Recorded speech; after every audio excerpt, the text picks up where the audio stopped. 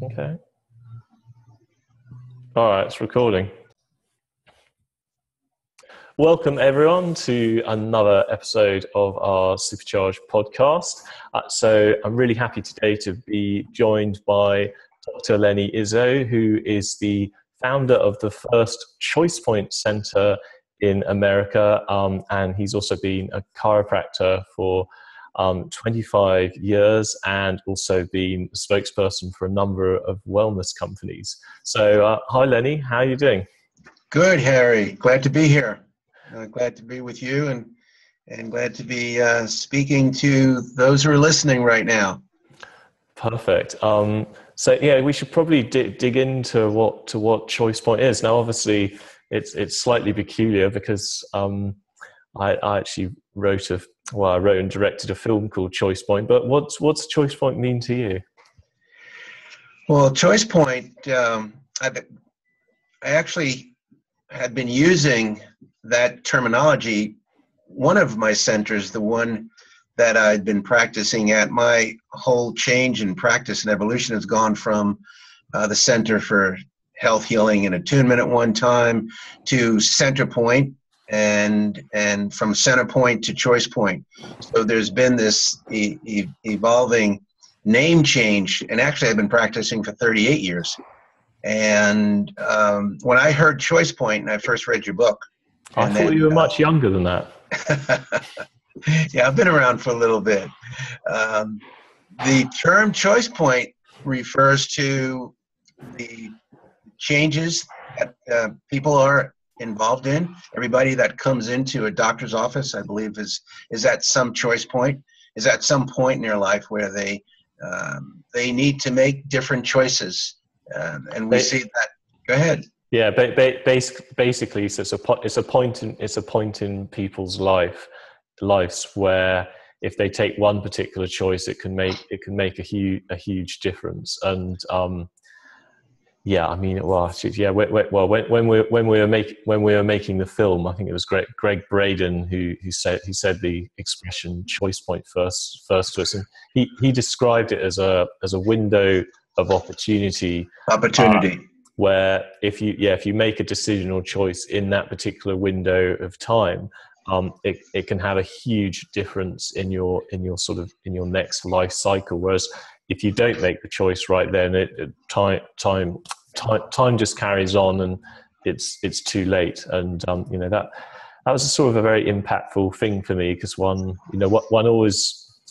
Well, often in one's spiritual evolution, I think one of the early things that the idea you come across is this idea of law of attraction, and you can be a creator and create anything. And then I think as time goes on, you sort of realize about all of these cycles that go on in life and around you. And actually, there's certain times where yes, you can make a decision and bring something incredible into the world. But if you miss that opportunity, it can be much harder. Yeah, and not only do you miss the opportunity that life's bringing, there are never-ending choice points of possibility and opportunity in nature. Nature is always changing and moving through its choice points. It kind of makes changes and choices quite naturally. It's built into the natural rhythms of our world, and in people too. If you look at the body is making choices and going through changes and evolving in itself. But it's more choice point, I think, really has a direct application as when Greg Braden was speaking about it, relative to the quantum makeup of our own consciousness, the quantum reality that we find ourselves in these days, where there is opportunity to bring a different experience, to actually change. Everyone's been talking about change for many years. That very well-known statement by Gandhi, be the change in the world that you wish to see. But how do you actually choose the changes that are actually going to bring a different experience or a different impact into ourselves, into our own lives, and into the world? And those are the opportunities I think that life brings that we speak about, and certainly in healing that we know that are those healing crises. In every crisis, there is a choice point, a way to choose something different so that the pattern of that crisis doesn't continue to repeat itself. Absolutely. I guess probably for the benefit of the listeners, we should probably give people a bit of a background of where ChoicePoint came from and what its main principles are. So maybe I guess I'll start that. You are the founder of ChoicePoint. I think you're if not certainly a key co-creator. How did you come across it and make the movie ChoicePoint? What led you to actually make that movie and write that book? Well, basically, we made this previous film called The Living Matrix, which really looks at this concept of the body field and how the body field is able to basically control cell growth, metabolism, and in short healing from an information and energy point of view. And just as we were finishing that right at its premiere, but as these things go, people are like, what's going to be your next movie? And so I was like, well, I think it'll be mastering the Matrix. And so basically we set out on this journey to make this other film called Mastering the Matrix, which was basically to try and work out how you can master your life. But we didn't really want to go down the traditional self-help sort of viewpoint, and I also wasn't very sure on the law of attraction idea, because I thought it had some validity, but I knew from my own life. I mean, we ended up building the company Ness because of actually a lot of personal hardship and tragedy. So I was bedridden for 8-9 years, and really, why Ness ended up working out for me is because out of that hardship and tragedy, we basically got behind a purpose of trying to help other people get better, and ended up inventing this system. And then in the process, that helped me to get better and built a business. But it certainly wasn't through me getting a mind map and putting down the wonderful house and the Ferrari and the jet plane and like trying to manifest all this wealth in my life. Like it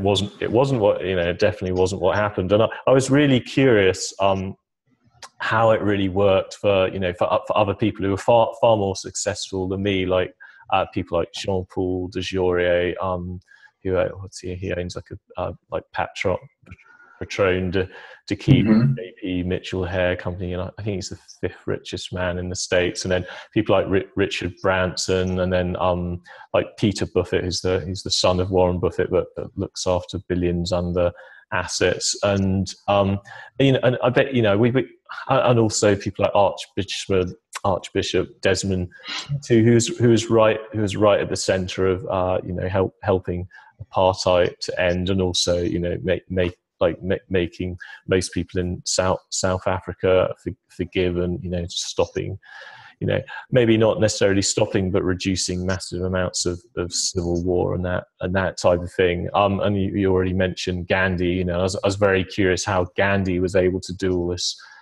change. And again, that wasn't through this sort of law of attraction idea. So in short, we just decided, well, there's one way to find out, go and interview all of these people, see what they say, and then in interviewing them and putting a film together, you start to come up with some type of philosophy or thread that you hopefully think is correct. And that obviously that ended up a film and a book, and actually a course. And now obviously the two of us are going to do this workshop.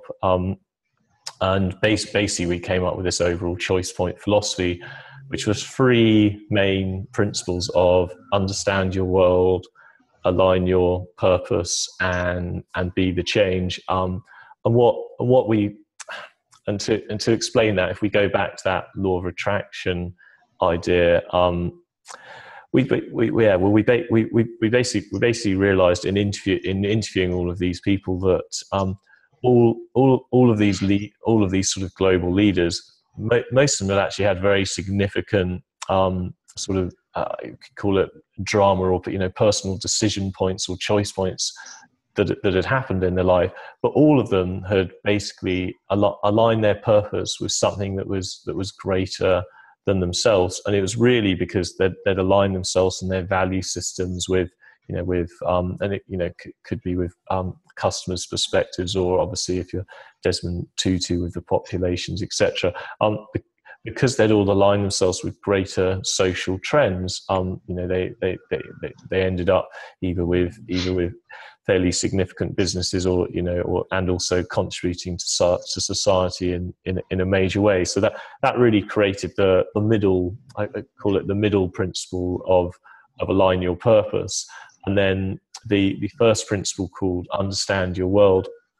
That was really it. In order for you to align your purpose, you can only do that if you really understand these patterns that are going on in the world around you, but also your own internal patterns. And then through sort of refining that and discovering that, you can basically end up aligning your purpose through that understanding. And then we're doing this totally out of order. That's great. And then the third principle you already mentioned was Gandhi's be the change. And I think if you're fortunate enough to already know what your purpose is, and you think you're working towards it, but there's a lot of chaos in your life and things aren't working out, and maybe you're a bit angry or frustrated or whatever it is, the most likely reason for that is because you're not in alignment with your purpose, i.e. you're not being the change that you want to see in the world.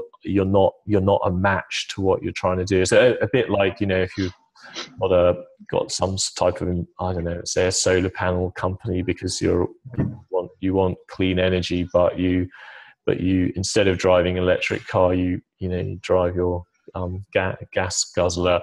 That's not necessarily being a match, or it could just be all sorts of internal little belief systems or conflicts, the conflict shocks that are just sort of going on in your head that are just preventing you from getting there. And so, the more deeper work is to be the change, and that often helps to work with a practitioner or a coach because it's pretty self-reflective, and often that helps to work with someone else to help identify that, and you get through all your blocks, and you're well on your way. So I guess that's the short version of what ChoicePoint is. Yeah, and as you were talking, it's really not the short version. Everyone wants the short version to aligning purpose, and I believe that's part of the downside of just trying to align with the law of attraction. It's a good marketing message, and it certainly there is truth to it. But I see it the way you do. Yeah, it's one law of it's one law. It's one law of the universe, and it's basically that matching principle we just talked about. But in the if we get into, we might as well get into physics, because that's what we're here for. In physics, you sort of have this bit of a split. You've got the people into quantum physics, and then you've got the people, the more Newtonian, big, sort of more cosmic, big physics type viewpoint, and then we've got us mere mortal humans sitting in the middle here. So if we go off to our nice quantum realm, and a lot of Buddhist thought and beliefs, and Buddhist philosophy, thinks in that sort of that quantum idea. If you stare at an electron, if you try and look or try and observe where an electron is, it just appears right there. And if you look over here, then it appears right there. And so, in quantum physics, they call that the observer effect. And people have extrapolated that out in the self-help world to that idea of law of attraction. Well, if it works in the quantum realm, it must work everywhere. And it's true. It is a law. It is a law of physics, but you can't ignore big physics. So, if I look up in the sky and I'm like, I want the moon to appear over there, it doesn't. It's still there. Like, I can stare in that bit of the sky as long as I want. I'm not going to shift the moon over there. And it really comes down to it really comes down to scale or mass. The heavier something is, or the more mass behind it, the more influence it has on you. Which I think is why things like astrology do actually have an influence on us, because the planets have such a much greater mass than we do, and we have such a much greater mass than that tiny little electron. So we can influence that electron, but I'm afraid it doesn't mean that this law of attraction, we can suddenly bring all this stuff into our life. However, as we said, like if you align yourself with where patterns are going in society, I don't know, like you could take Microsoft, whose mission was put a PC on everyone's desk. At that time, that sort of idea, that was a wonderful thing that people wanted. So there's this wider pattern of people wanting a PC, and Microsoft was right in the right place at the right time to provide it. And so it goes gazing, or you could say the same with social networks and Facebook or anything like that. But if you put that idea back 100 years ago, Bill Gates 100 years ago, it wouldn't have worked out in the industrial age, and he would have been a geek and probably a slave on the railroad. I'm exaggerating. I mean, he probably would have done fine, but the point is the idea wouldn't have worked out. Right. So there's some timing involved and cycles involved to nature, and cycles and timing and rhythms that would you say are involved to the choice points that appear and the opportunities that are appearing, and how does that relate to the individual's journey? Like the people you described, the kind of the servant leadership range of individuals that you described. Like I wouldn't think that Gandhi had a dream board, and was trying to attract the masses so he could be heard. He was following some deeper instinct. You mentioned somewhere. He would have been following his core, his core purpose. His core purpose. I'm not sure. How do you get to that core purpose, and what does the choice point philosophy have to do with discovering? Well, it depends. Not everyone necessarily has the sort of the ideals that Gandhi did. Gandhi had just an extraordinary. Well, he just had an extraordinarily strong purpose, which was basically to free India, so India could have its own, be governed by its own people, and obviously he had all his principles of how he was going to do that in a peaceful way, and his main principle would be the change you want to see in the world, and by getting everyone behind that, the British eventually left. But from a more practical point of view, how do you work that out? There's basically a few. There's like a few simple questions you can ask yourself in trying to understand. There's two sides to it. You really want to understand your own skill sets and passions, or if you like, your own unique ability. If you already know, once you've worked through what your unique ability is, then I think the next question what I mean by unique ability, I think might be an incredibly talented designer, you might be a great writer, you may be very good at numbers. All of us have certain things we're really good at and certain things we're rubbish at. it's always good just to triple, quadruple, times 10 down on the things you're really good at and just not do what you're not. And if once you know what your unique ability is, you could then really go into that secondary phase of say, well, what am I really passionate and interested in, that I can apply my unique ability in a way that perhaps no one else can, or may not. It doesn't matter if other people do as well, really. But this, yeah, and you might be super interested in environmentalism, fashion, health, healing. Obviously, on this podcast, a lot of people are going to be into healing, so that would be a good one to assume. But there's many ways of doing healing. You could be immensely precise and good with your hands. You might be great as a surgeon, or you may be better off as a bioenergetic practitioner. You may be better off as a coach because you're really empathetic and good with people. So if you've got great empathy, emphatic skills, and you're into healing, become a bioenergetic coach or something like that. So yeah, you sort of you go through that process. Okay, well, I think I know what my purpose will be, but you can get much more defined than that. And and there's various ways of trying to understand these cycles. And I sort of have like a 4-part way. There's asking questions, and that could just be asking people and experts and friends around you. It can be, obviously, Google is an amazing resource of answers, so you can do a load of research through Google.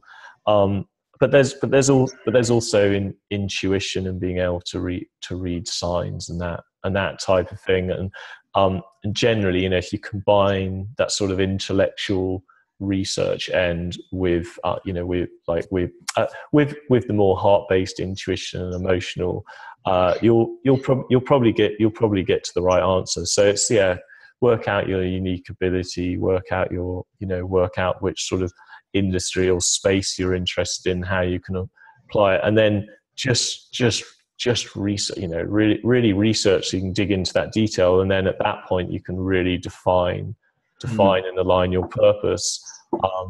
And then I think then you're in a great place. And then obviously from aligning your purpose, you just I can't remember what I call it, purpose with passion, or I can't remember. There was some particular step in our philosophy, but basically that you then just take action. I think it was engage with passion. That was it. So you engage with passion, and off you go. And as I say, the more when like 95% of people never even get there, and that will give you times 10 the results of law of attraction, because you're going to be in your unique ability, you're going to be in the right space that you're really interested in. You're going to have done all your research to really know where this sits in your pattern, so you're going to know what to do, and then you're engaged with passion. You're going to do 10-20 times better than anyone who's just thinking on that, who's not going through that. And then obviously the last 10% is the change, where you start looking deep within and trying to unblock your patterns. So yeah, there we go.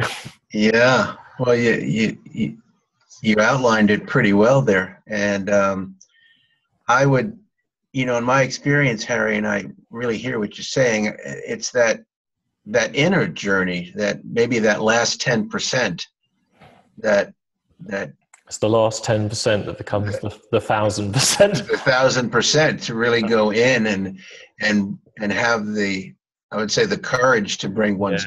It's like courage and persistence, because there will be a lot of you're always going to have steps back on the way, but persistence and courage. There's such interesting. Well, actually, that was sort of part of the change. Like when we interviewed a lot of people in the film ChoicePoint, where you mentioned courage. Like Richard Branson, I think we took as the characteristic of courage, but basically we ended up identifying about 7 core characteristics that if you develop,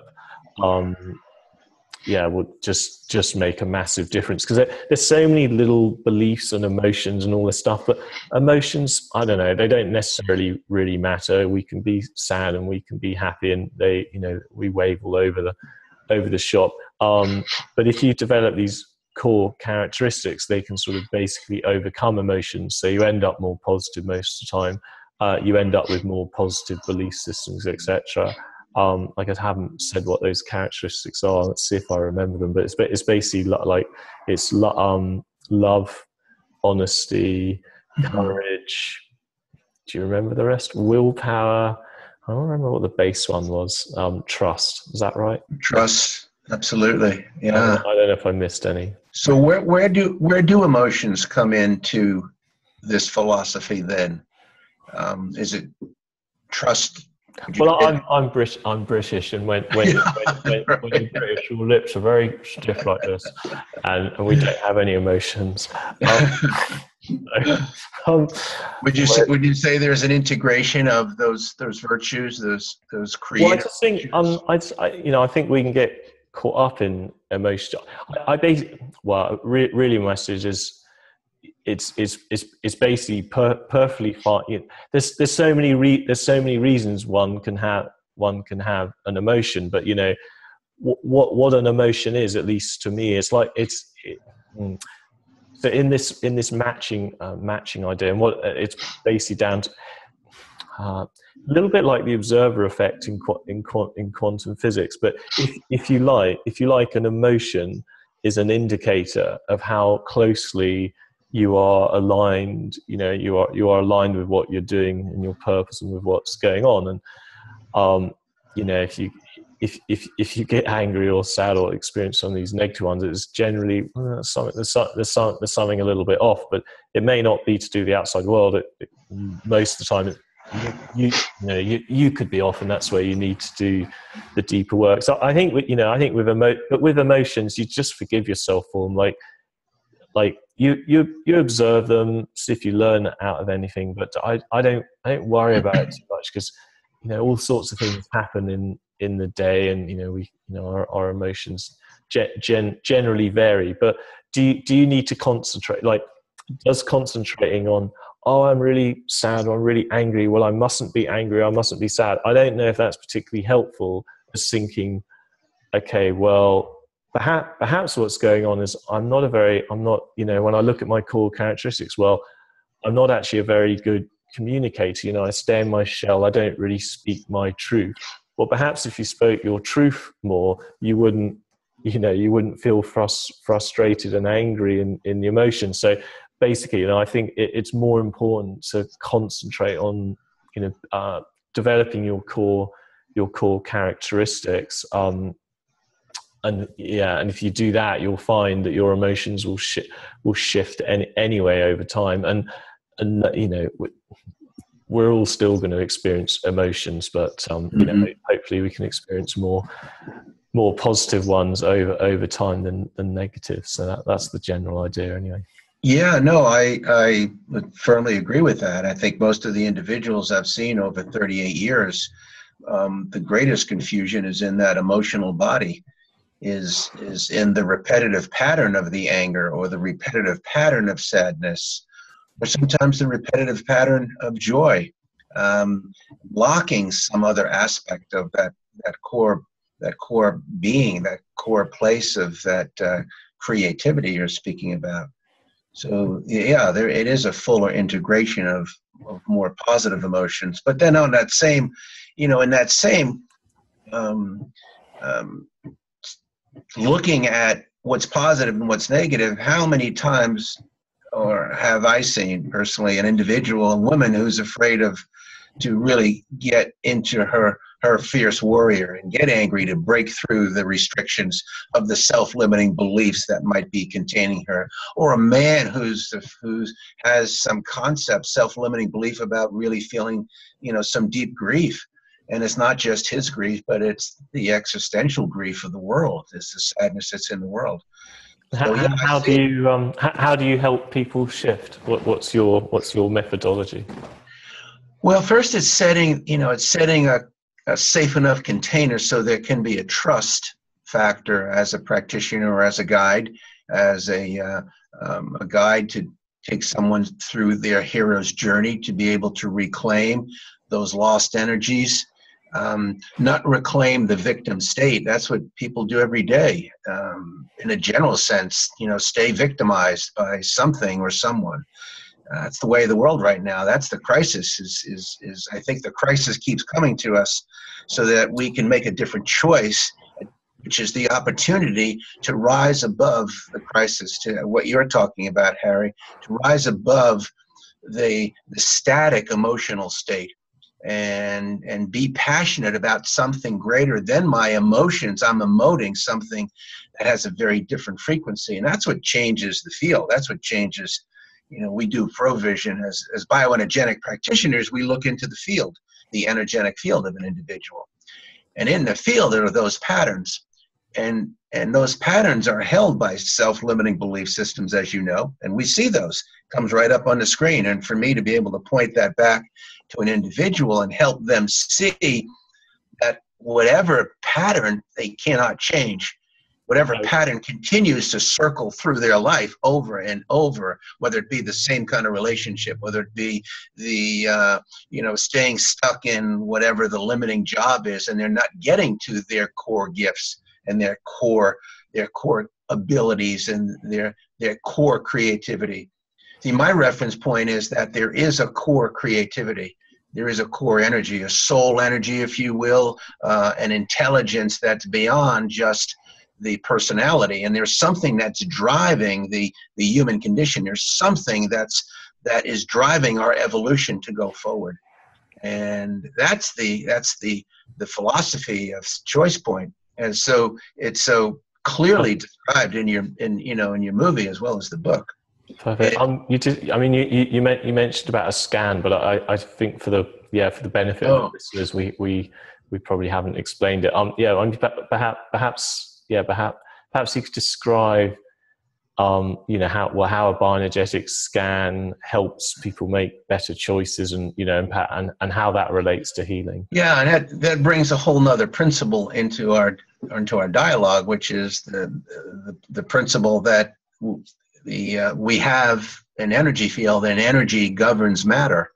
Matter doesn't govern itself. And this is part of the new quantum awakening to a quantum reality, is that there is a quantum field that governs a mechanical field. So it's that shift that we've been talking about for well over 20 years, probably 30 years and longer. But now it's an established paradigm. It's well established that we live in a universe that's constantly changing, and the bigger change is the shift from mechanical based universe to a quantum based universe. And the shift in our thinking is, when I say our, I mean the collective field. It's broken through. It's an established thought form now.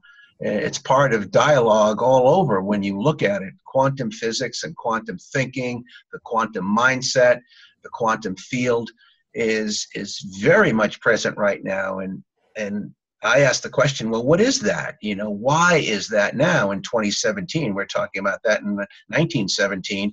These principles were just beginning to be postulated, and Einstein and his group of colleagues were just beginning to observe the principle. Now we're embodying the principle. So you say, well, how does that affect healing? Well, one way it affects healing is that we recognize that there's a field that governs the body, the matter. It's not just the matter that matters. The body field. The body field. And that's a new concept based on a principle that's an eternal principle. It's a greater principle. We didn't create that principle, but we're learning to align with that principle. And in that principle, there's inherent purpose. Purpose of that field is to stay self-organized, to be self-generative. But the only way it stays, the body field or the human body stays self-organized, it can self-organize itself. That's healing. It can reorganize itself. It can redirect energy. It can renew matter and cells. And it does that because it's aligned with a greater purpose. And the purpose is not just healing. Healing is a part of a greater principle. And the way I've discovered and learned that principle is creation. We are here as creators. So we're here to create the world anew, not to create the world the same, but create the world anew. And that principle is running through, fiercely running through all of human endeavor, with the invitation to change, rise up and change. You know, as you said, don't stay stuck in that victim consciousness, whether it be sadness. You know, you can be a victim and be overjoyed. You're constantly overjoyed and in a state of complete denial that, hey, the world around you is in crisis, and I'm a joyful person. And there are times when a different force is needed to break through that resistance, that mass you were talking about, those masses in the universe. You know, there's a mass that's greater than, there's something that is attracting, the law of attracting. There's a greater mass than the law of attraction, a greater force. And that force is inside each person. That's their creative force, the force to be a creator in my world. Now that requires awakening beyond healing. You know, it's a question I used to ask people when I became confident enough after being in practice for a number of years. You know, so we can partner up and we can engage in a healing partnership. And when you do heal that irritation in your gut, or the migraine headache that you've had for most of your life, or whatever the crisis is that keeps repeating itself, when you do decide to heal it and not treat it, but heal it, then how will your life change? What will you then change? What actually will change? You know, and that level, to invite a person to inquire within, is that's part of the hero's journey. That I believe, as practitioners, bioenergetic practitioners, we are charged to actually invite an individual into, so that they can really self-organize, reorganize themselves from the inside. Well, I think, what's so interesting is, like, I mean, you know, sort of ChoicePoint was sort of slightly developed. You know, it was developed separately. Sorry, I need to drink. Yeah, sorry. Yeah, ChoicePoint was developed sort of separately outside of the body field healing end. Really as a methodology to help people make wiser choices. Make wiser choices. Obviously, it's great. You know, it's great for their own lives, but also they can go on to make a difference and make a difference in the world. But yeah, I think where it gets so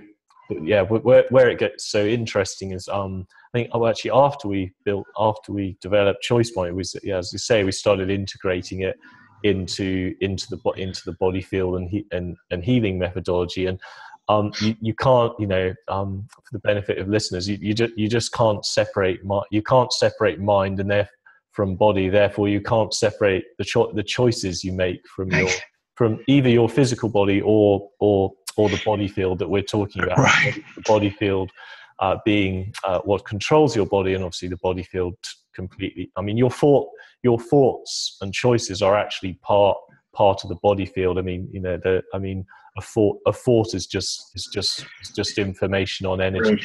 Your body field is just information and energy. And what's so interesting from, if you go and see a bioenergetic practitioner, what you're able to do is actually interact with your thought from a more physical point of view. So you can take like electrotherapy the scan that we're talking about. You can basically scan your mind, see where there's limitations, and really see which core characteristics you need to develop. You can see or I can guide you in how to become and how to work out your purpose. But it also links it to your physical body, so that then you can then get like an electrotherapy device, treat on that particular air of the body, and then by doing that, you sort of got this direct connection between mind and body. And when you make that direct connection between mind and body, you can both shift often a physical ailment, and you can shift the consciousness that's related or might have caused that physical ailment. And if you go through, if you have the right coach who can talk you through and help you see the consciousness that was behind that, you can shift those core characteristics and belief systems to have an understanding of what created that manifestation in the physical body. And well, just incredible things can happen. I'm actually quite looking forward to this workshop, because we're all going to do all these techniques on each other in a very safe, sort of contained environment. It's like we sort of develop all this stuff. So it's really nice to do it in a group and see what happens. Yeah, it is. We'll have a couple of days together where we can explore the inner journey, and as well as really define what we want our outer journey to look like. But I think there's a distinction with the as you started this dialogue with Harry. There's a distinction between, you can't ignore the inner journey and believe you can just get a hold of a creative principle called the law of attraction without paying attention to the forces of those mass forces in our own unconscious that are working directly against what we think we want. Well, it's so interesting, because in life, even in a year, I don't know, I could take some big businesses as an example. I'm going to totally make this up on the spot, but if you take Apple for example, there's probably just a few key decisions that Steve Jobs made, and most other decisions don't necessarily matter, like like the idea to create the iPhone, or to cut back on all these other rubbish computers and just focus on the one when he came back into. And I don't know. I think Disney was the same, or pretty much any company is. But it's also within our life or within our own jobs. So much of the work we do, unfortunately, happens in companies with thousands of employees. Often 90% of the work is honestly completely wasted. Doesn't see the light of day. Total waste of time. And where I'm going with this is, if you have a better methodology of making wiser decisions, you just don't waste out on all that time, and you don't actually need to work. You don't need to work harder with that time. You can just have right. If we were all living by that principle, we could all just go on holiday. Well, we could go on holiday or do exercise, or we could do the things that are more interesting to us. Right. But the time spent getting wise and being really selective on choices, I couldn't tell you enough. Right. We can become masters.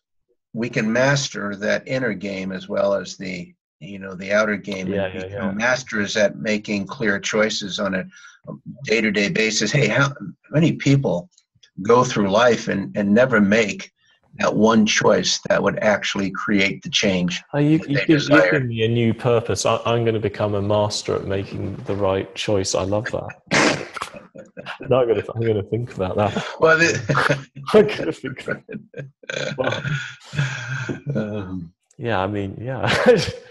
It's great.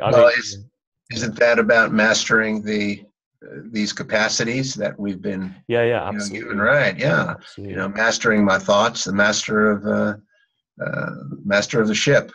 Who's driving the ship, and that's where the ChoicePoint course, the actual course itself, initiates an individual. You come to the crux of the thing of free will and destiny, and it's sort of an observation. But we have this illusion of free will, but free will in a way, like if you think you've got free will because you don't necessarily have the have the wisdom to know which choice. Well, if you don't have wisdom, you don't know what choice to make, and therefore you think you have free will because there's all these choices. But in actual fact, your life is probably more being blown around by the wind like a leaf. Whereas actually, the wiser you are, the more you understand of the world around you, of all the patterns that are going on around you, the more it's actually like destiny, and free will starts to disappear, and life is more like destiny, and it's interesting. It's not, right. Will is free. Authentic will is free. It's the story around it that's restricted it. The story in my mind, in a person's mind, the conditions that we've come into, the old story, whatever that looks like. And, in the Bible, it's called the book of life. Your story is in your book. It's in your book of life is in the field. It's in the human body field. Our story, the memory, the imprints, the conditions, all of it is there in the field. That's why it's, the methodology you were talking about. You don't have to go through 10 years of therapy to figure out what you could see and make a different choice in a short period of time. Now, there's always a reproving cycle. There is instantaneous change, and what's led up to that instantaneous change, there's a whole cycle before it that prepares, that quantum leap, so to speak. So it's both. We live in a quantum reality where change can happen in the moment we choose it in our mind, and then there's working through those patterns that are in the nature of our world, human nature, not just the authentic nature, but how we've been conditioned. And I find, Harry, there's a struggle within, the struggle that people come in with. It's a good struggle, because it's a struggle that's inviting a person to really go deeper and discover their purpose. Discover your purpose, align your purpose, and then deliver your purpose into the world. And how has your how's that evolved for you in your career, like these cycles and choices? I was curious what's I don't even know what's been your two most major choice points that have shaped your life. Well, I think a major choice point was when I chose to go into the chiropractic field. And at that point, I had gone through a professional football career. I had gone through college, and I was on a certain trajectory that I wasn't even completely conscious of why I was on it. I was passionate to be on it, very passionate to be on that trajectory, to play a game and to be playing at that level. And then once that was gone, there was another opportunity. And I didn't have the tools to know how to make that transition. I remember for me, I moved into quite a depression. I didn't even realize it was a depression, but everything was kind of it was dimmed down a bit, dumbed down and dimmed down. Everything got a little dimmer, and something was guiding me. And everyone has a story. I think everyone is in their hero's journey if we can awaken to it. And the next step led me to going to chiropractic school. And what I didn't get until I got in there was the reason I went to chiropractic school wasn't just to become a chiropractor.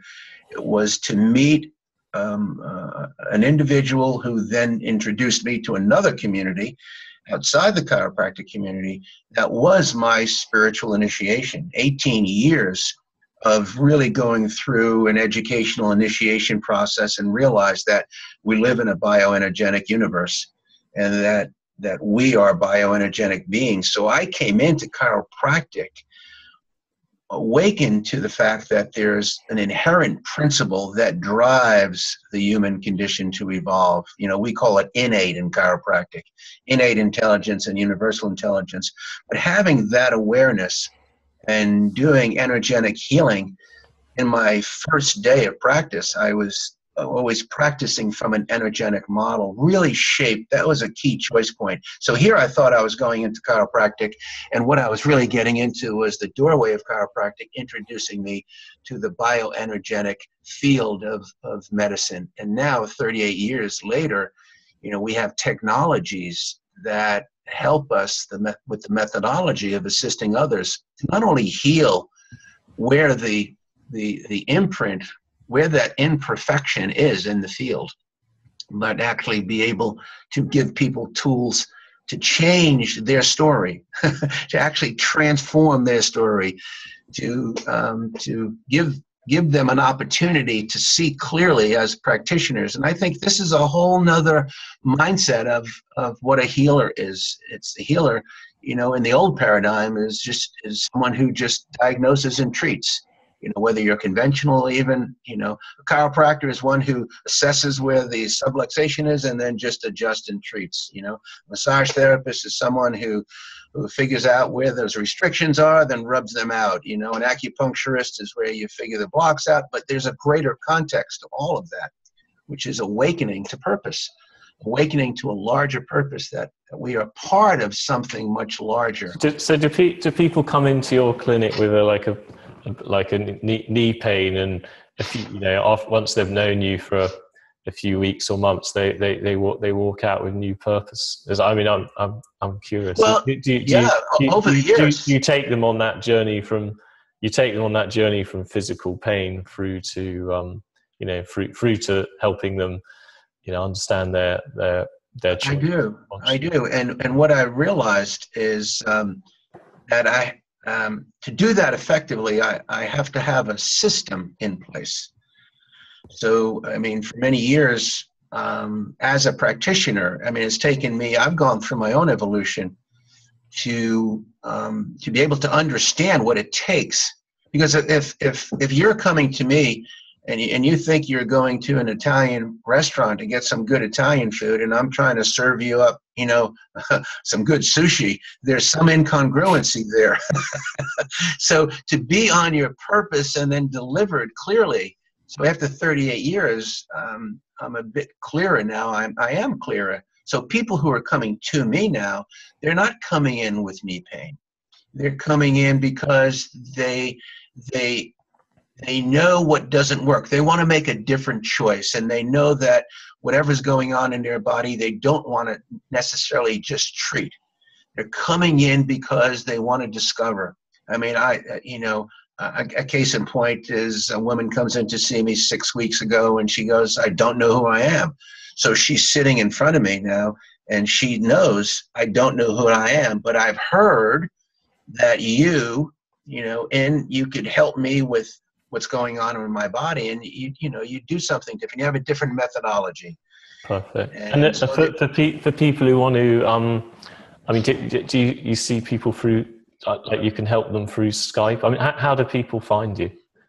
Well, people find me after doing this 38 years. There's certainly a referral. I mean for the listeners. Oh, to the listeners, yeah. If you go to lenny&Harry.com, see my website. If you can connect with me that way, and that's probably the best way. Just drop me an email through there, and then we'll get back to you. So why I'm still doing this in 38 years, and you know this, Harry, I think I see you as a purpose-driven individual. Look what you've created. And people who align with you are purpose-driven. That's what I've gotten to know with the people, the community in Ness. And to have purpose and to align with purpose, whether it's authentic or not, if I believe it's my purpose and that belief system is then supported by the law of attraction, it's going to attract to me those elements in my world, the resources, the people, the resources, the support that support my purpose.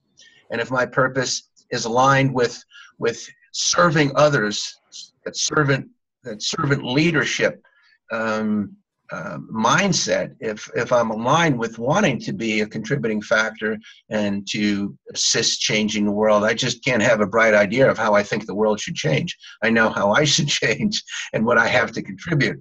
And as I contribute the gifts, if you contribute the gifts you have, if we contribute the gifts we have, then that world will Yeah, change. well, I mean, the deeper you go into changing yourself, the more it works out. And I mean, I couldn't tell you how much that is true. I mean, even in making ChoicePoint, this is going to sound peculiar, but we had Ness, and when we were making ChoicePoint, it was quite an expensive endeavor. And then anyway, the company went into lots of debt while we were doing it. Like my health deteriorated as well. Peter, our co-founder of Ness, died. We changed countries. Basically, we created like a combustion engine of choice points, all at the same time. And obviously we dug our, and obviously that was a little bit of a negative experience. But to dig out of it, we basically Right. had to look within and just develop these sort of areas where our core characteristics were not particularly good. We're not particularly good at the time.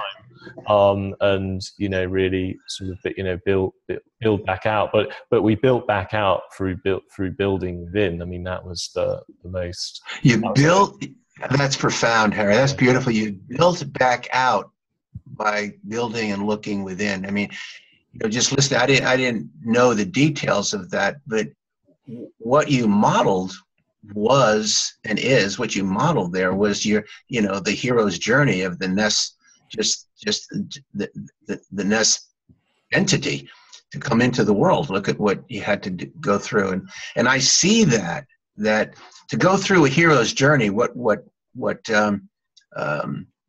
is called the hero's journey, was not Bill Moyers, but Joseph Campbell. He was the kind of the one to embody that that terminology, that in all the myths of all the cultures and the stories that we see passed down from generation to generation, there's a central theme, and that theme is the hero's journey.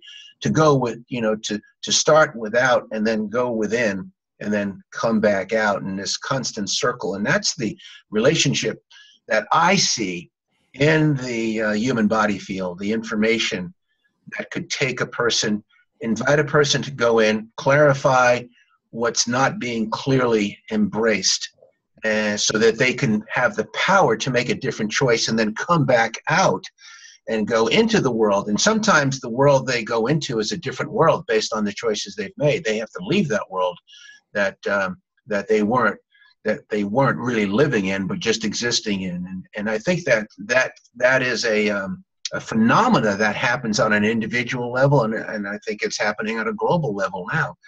The strife and the struggle we see to really get hold.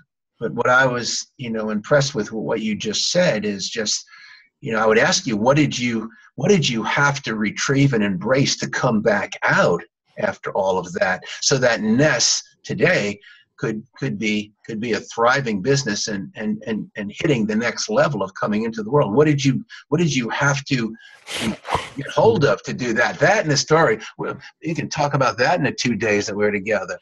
Man, that's the heat of what drives. Quite a lot of things. One at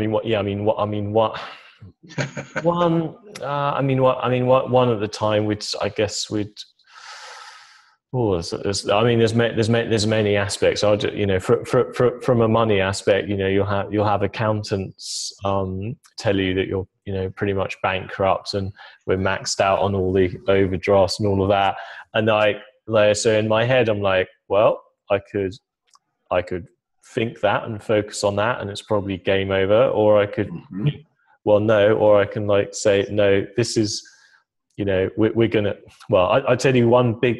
Well, I'll finish that bit, but or no, we're gonna go here, and this is how the future can. And I'm just going to ignore those terrible bank balances, because if I focus on that, I'm not focusing all my energy into building out, basically building out the community. So that's what we did.